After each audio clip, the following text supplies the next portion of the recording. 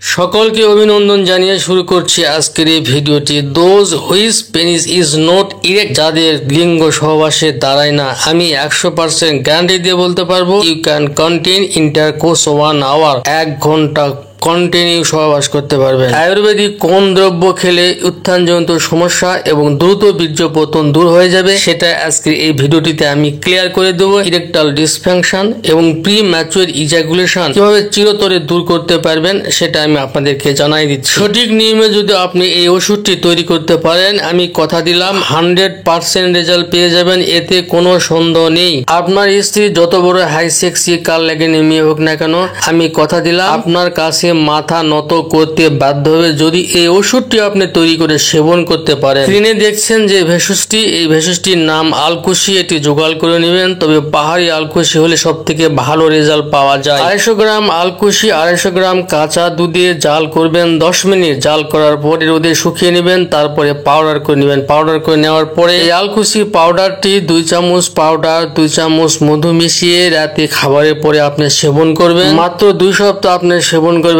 দেখবেন আপনার সহবাসে লিঙ্গ লোহার মতো শক্ত হবে, 1 ঘন্টা কন্টিনিউ সেক্স করতে পারবেন। আজকের ভিডিওটি এ পর্যন্তই। আল্লাহ হাফেজ।